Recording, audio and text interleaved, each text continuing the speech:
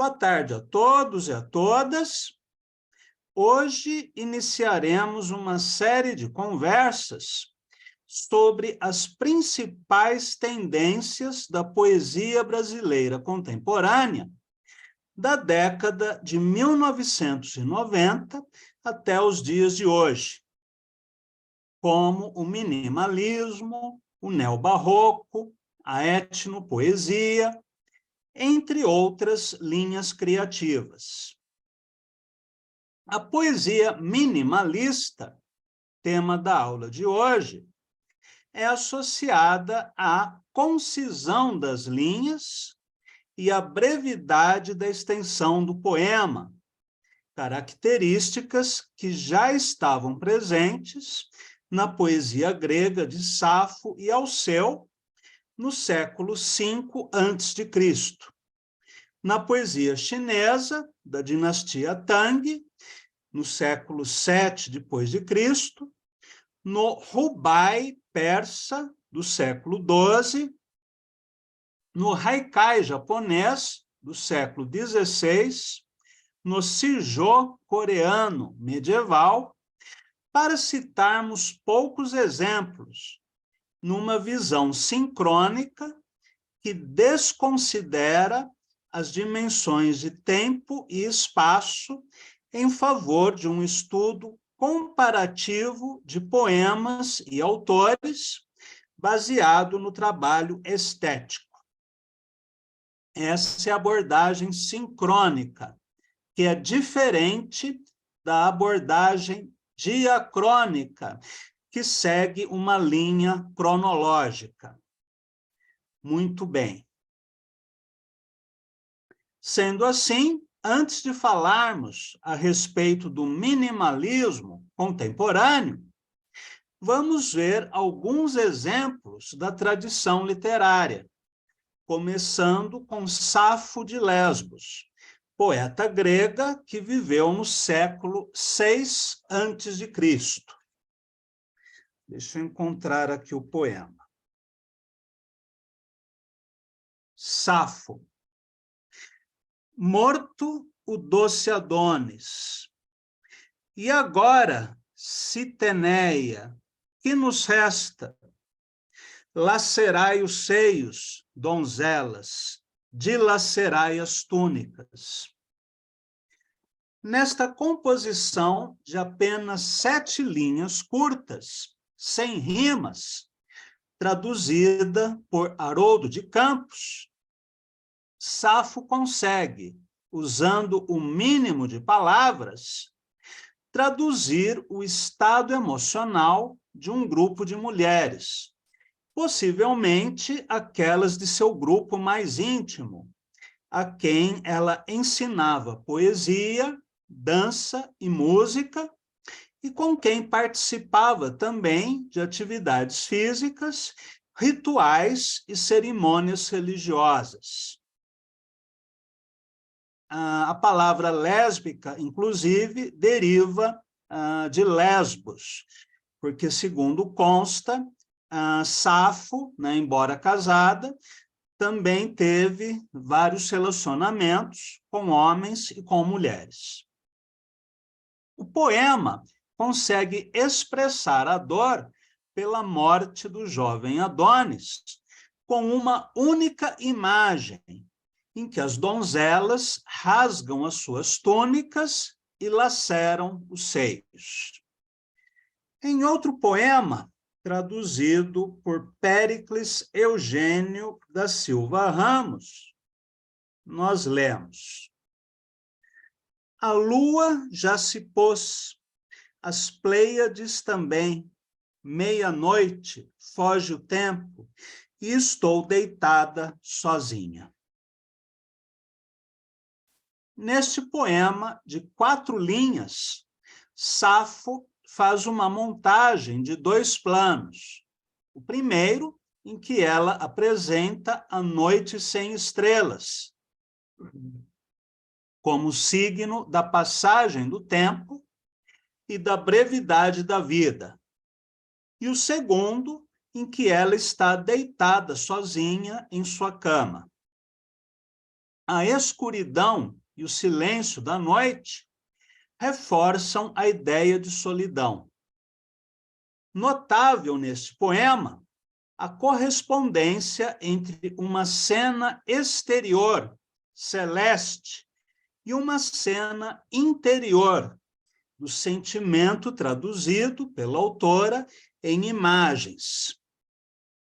Essa correspondência entre o sentimento do poeta e uma paisagem exterior é algo que será bastante explorado tanto no haikai e no tanka, quanto no romantismo europeu.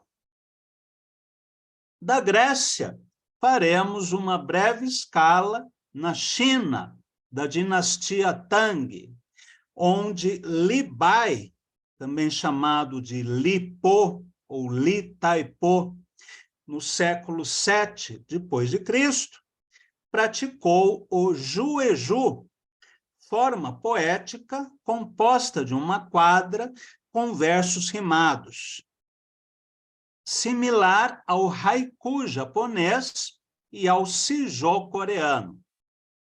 Vamos ler alguns juejus na tradução de Sérgio Caparelli. Os poemas de Li Bai, que eu vou ler, são desta antologia, Poemas Clássicos Chineses, que é excelente. Vamos lá.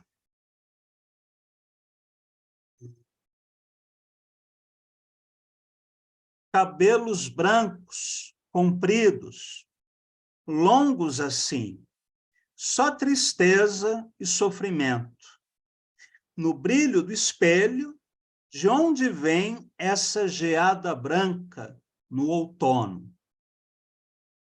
Neste pequeno poema, que em chinês tem 4 versos e na tradução 8, o poeta faz uma comparação metafórica entre a velhice, expressa nas linhas iniciais, cabelos brancos compridos, com a geada branca no outono, estação relacionada com a melancolia, o envelhecimento, a doença e a morte. Tem um livro do Gabriel Garcia Marques que se chama O Outono do Patriarca.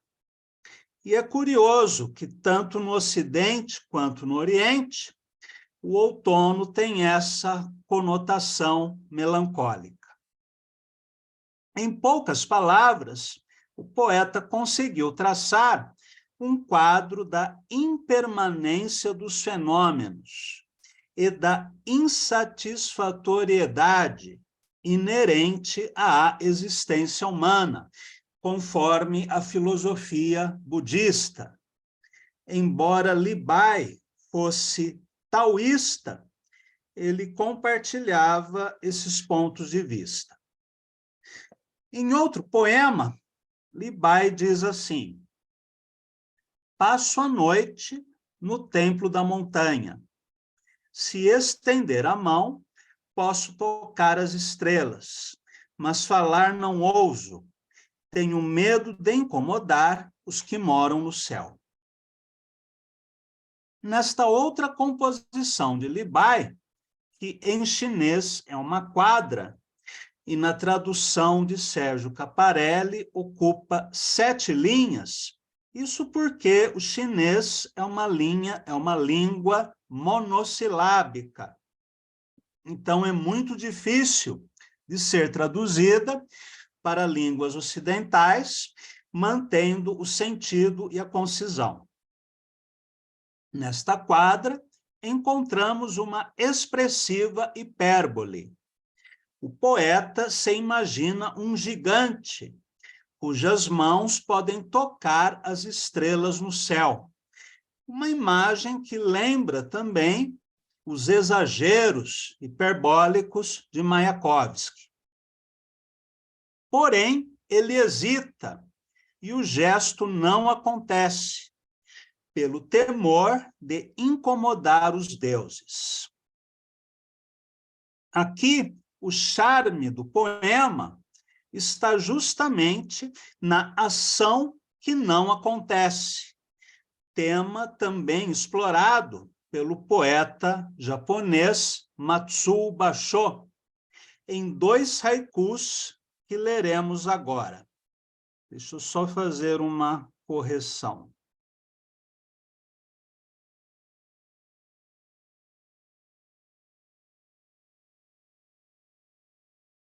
Primeiro, na página 14. Dia de finados, do jeito que estão, dedico as flores. Leminski faz um comentário a este poema. Na festa do Ulambama, os japoneses homenageiam os mortos. Nesse dia, todos colhem flores para levar aos que já se foram.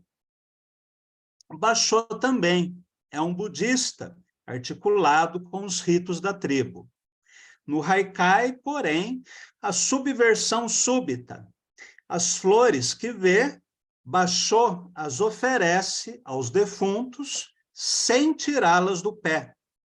Uma afirmação de vida, um sim para a poesia. Em outro haiku, Basho escreve: ouvi o som da flauta não soprada debaixo da árvore. Curioso, porque essa imagem da flauta não soprada aparecerá mais tarde, no século XIX, numa das odes do poeta inglês John Keats, que muito provavelmente não conhecia Basho, uma vez que o haikai não era tão conhecido na Europa naquela época. O equivalente ao haiku japonês e ao jueju chinês é o shijo coreano, assim definido por Yoon Jung-in, né, professora de língua e literatura coreanas na Universidade de São Paulo. Diz ela, neste livro, Shijo, Poesia Canto Clássico Coreana. Shijo é a poesia clássica coreana de 3 versos e cerca de 45 sílabas, dispostos com relativo rigor formal. Lembrando que no haikai são 17 sílabas. Esta definição, porém, é pertinente somente sob uma ótica estritamente literária para aquilo que chamamos de canto-poesia. Tradicionalmente, o shijo clássico, o shijo moderno, da forma como é praticado neste século, este sim é um gênero estritamente literário.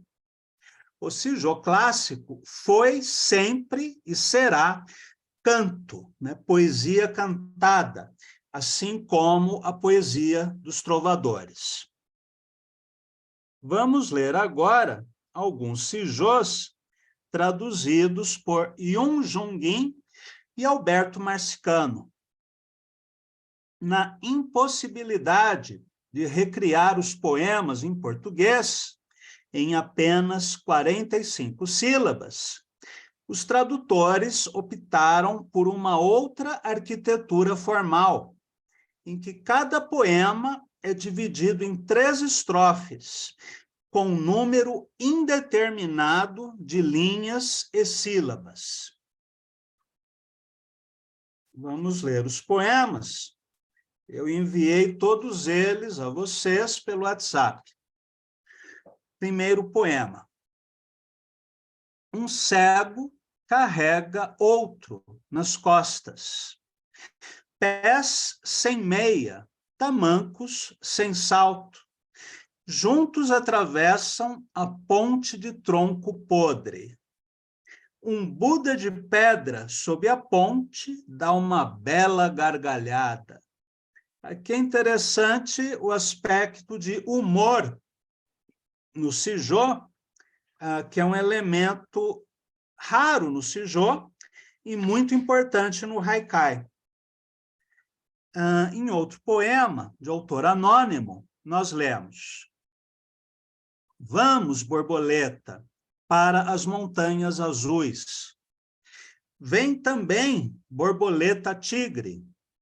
Se no caminho anoitecer, dormiremos numa flor.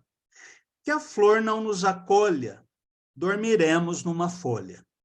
Esse poema eu acho maravilhoso. É um dos meus favoritos da poesia coreana.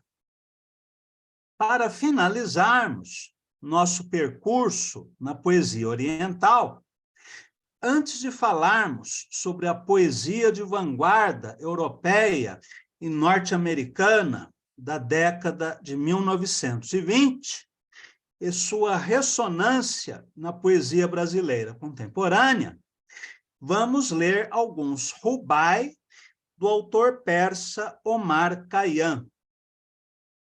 O rubai, assim como o jueju, é uma quadra, com as rimas dispostas na sequência AA, BA ou ainda AA, AA, que é uma forma de distribuição de rimas bastante inusitada, pelo menos na poesia ocidental. Vamos ler 2 rubai. O plural de rubai, aliás, é rubaiá, título do livro de Omar Khayyam, na tradução de Eugênio Amado. Primeiro poema. Que lucro retiramos destas idas e vindas? Onde o fio da meada da trama da existência? Na esfera celestial, as vidas dos homens bons incendiaram-se, e delas não restou nem fumaça. Segundo poema. Por mais que você ame uma mulher, e por mais que desfrute dos prazeres, um dia tudo acaba, e a sua vida vai parecer um sonho, e nada mais. Nestes poemas, Omar Khayyam fala sobre a impermanência dos fenômenos, tema caro ao budismo e ao hinduísmo, e também ao sufismo, que é uma escola esotérica do Islã, a qual pertencia Omar Khayyam. O prazer dos sentidos é mutável e temporário. Apegar-se a eles, segundo essas filosofias, traz sofrimento, e nossa vida condicionada é semelhante a um sonho, o que também é dito nas tradições orientais, em que existe o conceito de Maya, ou ilusão. A partir dessas premissas, 2 conclusões são possíveis. Uma hedonista. Vamos aproveitar ao máximo o gozo sensorial, sobretudo na juventude, porque depois seremos pó e nada. Ideia presente, por exemplo, nas odes do poeta grego Anacreonte. E outra conclusão, espiritualista. Vamos buscar o que é eterno, pleno de sabedoria e bem-aventurança, uma vez que o gozo material é temporário e insatisfatório. Numa leitura superficial do Rubaiá, a primeira conclusão, hedonista, parece mais evidente. Numa leitura alegórica, a segunda interpretação é uma possibilidade mais plausível. Bem, agora vamos passar da leitura sincrônica de poetas da antiguidade para a lírica moderna e contemporânea, que assimilou as ideias de brevidade e concisão a partir das traduções para o inglês da poesia chinesa e japonesa, embora houvesse também uma tradição ocidental do poema curto, em especial nos autores gregos e romanos, que praticaram gêneros como o epigrama e o epitáfio. Pois bem, no século XX, as vanguardas históricas irão reivindicar a concisão e a brevidade em seus textos teóricos e documentos, como o Manifesto Futurista e o Plano Piloto da Poesia Concreta. E também vão defender a abolição da sintaxe, da pontuação e das letras maiúsculas, o uso recorrente da elipse, da parataxe, das imagens concisas e fragmentárias, entre outros recursos.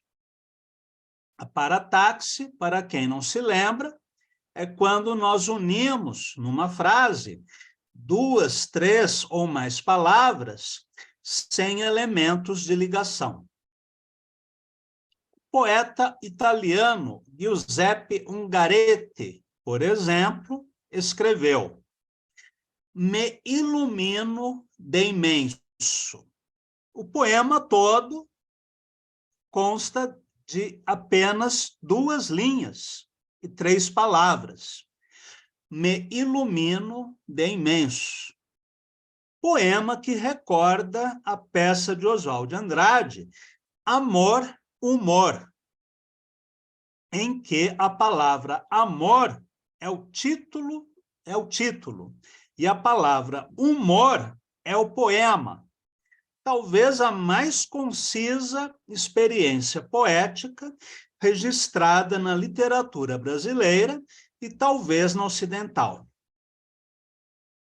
O minimalismo marcou presença, sobretudo, na poesia norte-americana da década de 1920, como acontece na lírica de Cummings, William Carlos Williams e, mais tarde, em Robert Creeley, do grupo da Black Mountain College, na década de 1950.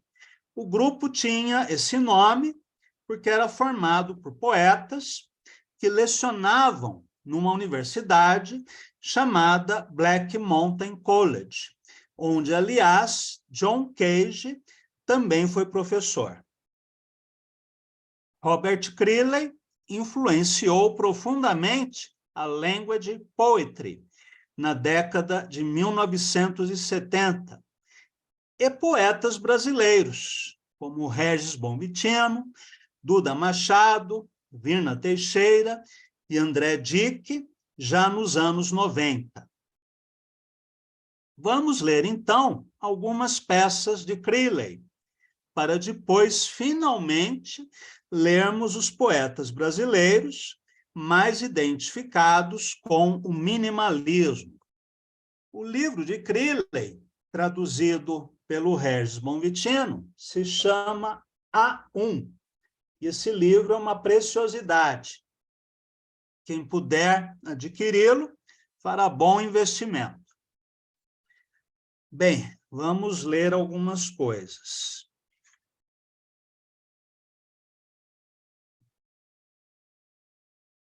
Rindo. Quem entra este reino? Pessoas formadas na pedra. O humor.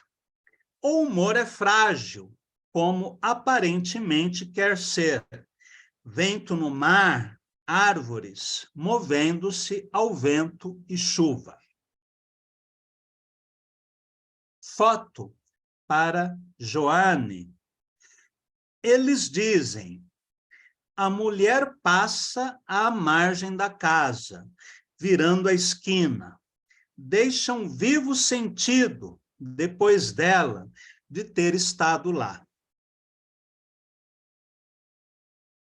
Em outra composição, fala: coisa simples, alguém quer dizer como, qual o dia, como, lá, ao longe, quem sou eu e onde.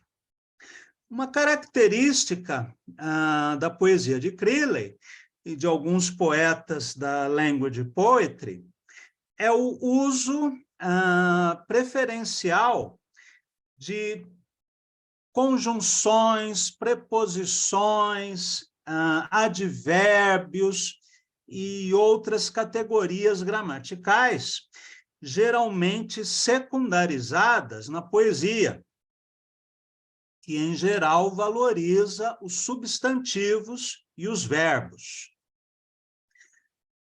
Em mais um poema de Criley, lemos assim: manhã, 8h10 IM.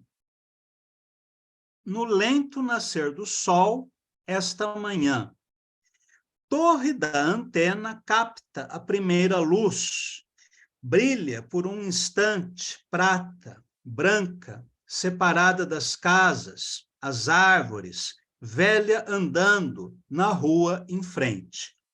Percebam que aqui não se trata apenas da concisão, mas também do uso frequente da elipse, da parataxe, da fratura da frase e do uso dessas pequenas palavras, né? Pronomes, conjunções, preposições, advérbios, o que dá um sabor especial a esses poemas e, sobretudo, quebra a discursividade em benefício da fragmentação verbal. Bom, após desenharmos este quadro sincrônico da poesia concisa, na Grécia, Coreia, Japão, China, Pérsia, Itália, Estados Unidos, viagem ao mundo em 1 hora, vamos finalmente falar sobre o minimalismo como tendência criativa da poesia brasileira contemporânea, em especial a partir da década de 1990.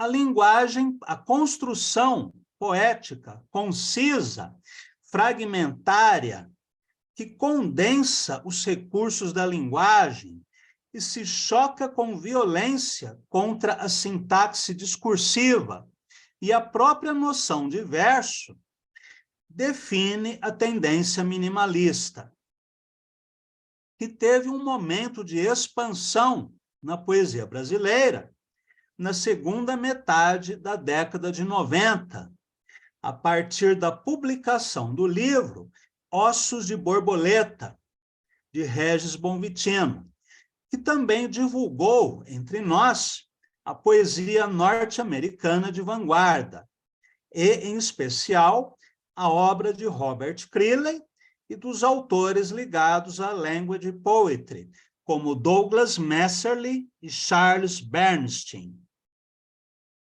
O minimalismo defendido por esse grupo, ao qual se ligaram inicialmente poetas jovens como Kleber Mantovani, Tarso de Mello e Fabiano Calisto, entre outros, pratica procedimentos facilmente identificáveis, que, pela excessiva repetição, logo se tornaram fórmulas fixas. O uso exclusivo da caixa baixa, o espaço duplo, os verbos no infinitivo, a descrição elíptica de cenas urbanas e a incorporação no vocabulário de termos como algum, ninguém, esse, talvez, entre, como, para reforçar a imprecisão do sentido. Recurso que, como aponta Marjorie Perloff, no texto de Orelha a Ossos de Borboleta, advém da leitura de, abre aspas, mestres norte-americanos, como William Carlos Williams, Robert Creeley e George Oppen, fecha aspas. O principal recurso estilístico utilizado por essa tendência é a metonímia, aliada à elipse, embora apareçam também metáforas de sabor surrealizante, que derivam dos tender buttons, de Gertrude Stein, ou botões tenros. Botões tenros era uma gíria de lésbicas americanas que designava o clitóris. E Gertrude Stein vai utilizar essa expressão para nomear as suas metáforas, que lembram muito o surrealismo. A esse respeito, Manuel da Costa Pinto fala em, abre aspas, justaposição de frases nominais refratárias às correlações lógicas, fecha aspas, e ainda de uma, aspas, língua desconexa, fecha aspas, pelo menos segundo a leitura dele. A reverberação das técnicas mais evidentes da language poetry, que não pode ser reduzida ou resumida a esses recursos, acabou estabelecendo um padrão que não causa mais surpresas. Virou um modismo, né? Virou uma escola. Vale a pena ressaltar que a prática da concentração verbal, da fragmentação e da síntese já estava presente na poesia pau-brasil, de Oswald de Andrade, que, no dizer de Paulo Prado, oferecia em comprimidos minutos de poesia. A experiência poética oswaldiana, que deriva das palavras em liberdade do futurismo italiano, das técnicas de montagem, do cinema e do diálogo com as artes plásticas, em especial o cubismo, foi o ponto de partida da poesia concreta, na década de 50, que operou uma síntese radical das vanguardas históricas, levando à desarticulação da sintaxe e da palavra, à espacialização e reconfiguração visual do poema. A influência concretista é visível em diferentes poetas que, nas últimas décadas, praticaram uma poesia concisa, substantiva, focada na materialidade da palavra poética, como Carlos Ávila, Duda Machado, Paulo Leminski e Júlio Castanhon Guimarães, entre outros. E está presente em boa parte da produção poética mais recente. Um poeta minimalista da geração 90, que merece atenção pela originalidade e voz pessoal, é Ronald Polito, autor de livros como Solo, de 1996, e Vaga, de 97, entre outros títulos. A angústia do deslocamento, o mal-estar no mundo e o desencontro de sentido entre a linguagem e as coisas são algumas das obsessões do autor. Ele cria uma tensão entre o subjetivo e o objetivo, numa escrita clara e de contornos mínimos, que se contenta com a brevidade de um haikai para resumir a paisagem existencial. Assim, por exemplo, no poema Muda, publicado no livro Vaga.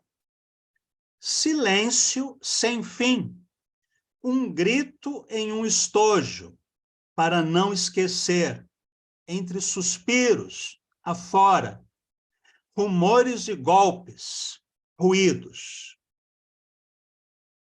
Este poema é construído a partir de oposições entre silêncio e grito, memória e esquecimento, ausência e presença, com economia de metáforas e imagens.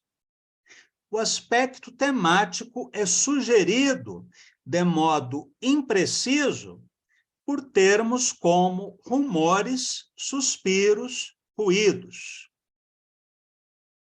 Numa composição de apenas 6 linhas, sugerindo a justaposição de 2 haikais, o autor conseguiu criar uma atmosfera de tensão, sintetizada na linha Um grito em um estojo, sem usar a voz em primeira pessoa e sem delimitar ações externas. É um poema altamente sugestivo, que faz pensar na concentração da poesia japonesa e na pintura de traços mínimos do Sumie.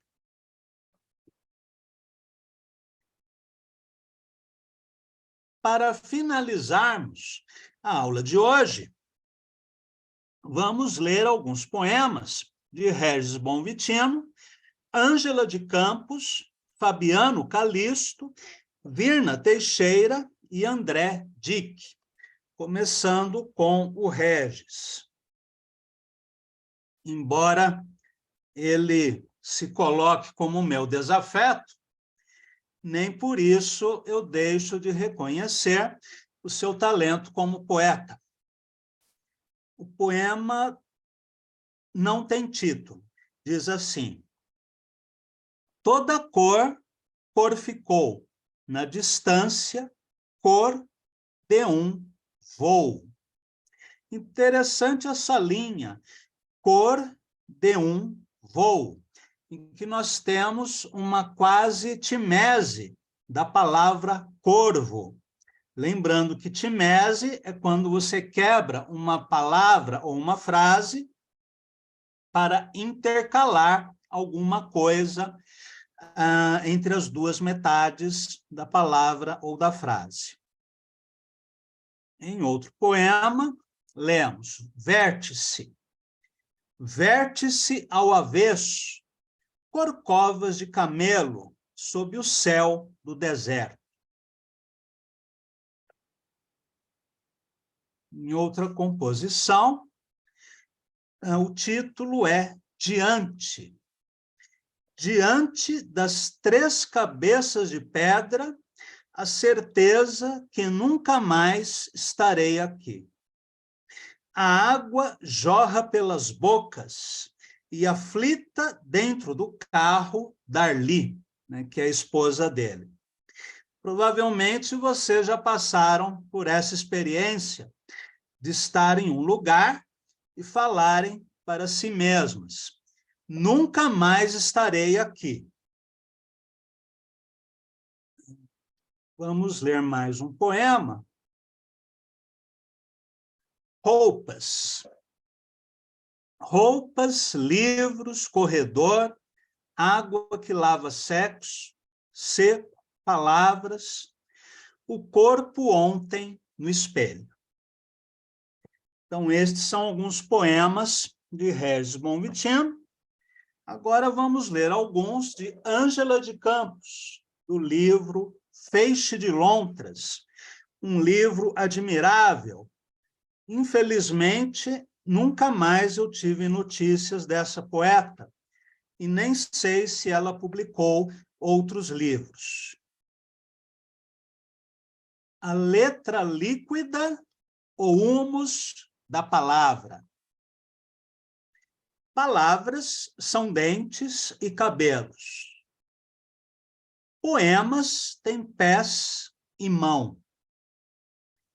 Esses 3 poemas são compostos de apenas 2 linhas. E é interessante esse último, poemas têm pés e mãos, já que dentro de poemas nós encontramos, de forma anagramática, tanto a palavra mão quanto a palavra pés. E mais adiante, ela escreve assim: separação. A canção dos mortos veste dedos, arrepios peludos no silêncio suspenso, planto gritos de um vaso quebrado. Esse poema eu acho lindo e doloroso. Vamos ler agora 3 poemas do livro Fábrica, do Fabiano Calisto, que é um poeta contemporâneo que eu acho muito interessante. Sem título. Margaridas tristes, secas, grilos rotulam a noite. Só um jardim, ermo, frio, simples apenas. Conversa para Chico Buarque de Holanda. Farpas tontas do violão cruzam um corpo, espera de silêncio, itinerário espesso de noites. Exato o ruído restrito, como e ele não completa a frase. Esse como termina assim, deixando a conclusão para a imaginação do leitor. E mais um poema dele, Partitura. Ao som de si mesma, a garoa rega a quaresma.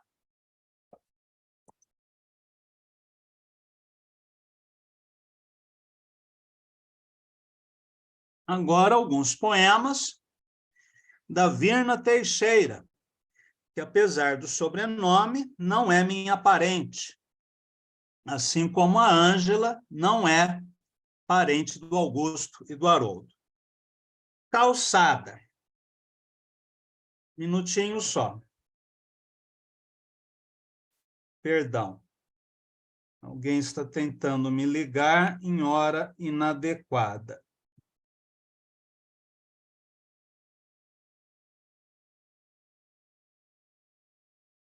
Pronto. Calçada. Pequeno, o frágil corpo soluça. Vermelha, a flor entre os dedos.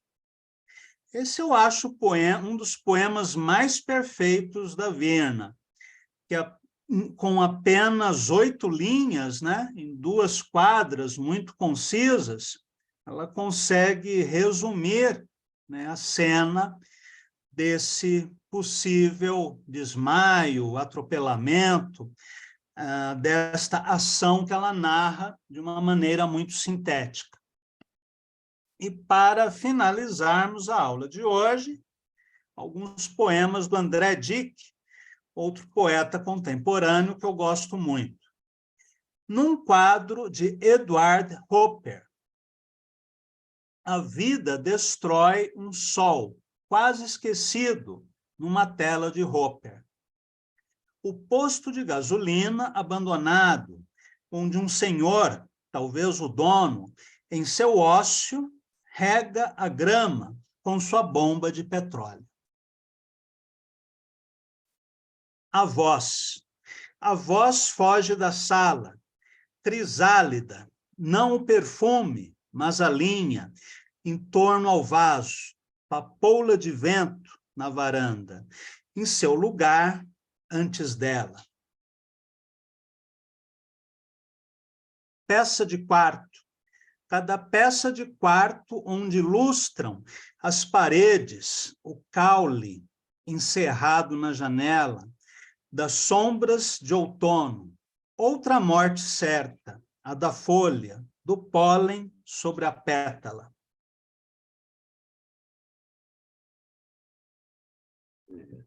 Rosto. Rosto que se turva, a palavra, enfim, sem marcação, rosto esquecido dentro do livro. Muito bem. E assim terminamos a aula de hoje, com essa breve exposição sobre o minimalismo. Como vocês devem ter reparado, também faz um registro de cenas da vida cotidiana, embora sem a discursividade e a prolixidade de uma outra poesia dos anos 90, uma outra tendência, baseada no prosaísmo e derivada de uma fase de Drummond. Bem, na semana que vem, estudaremos outra vertente da poesia brasileira, o neobarroco. Agradeço a todos e a todas pela presença e até a nossa próxima conversa.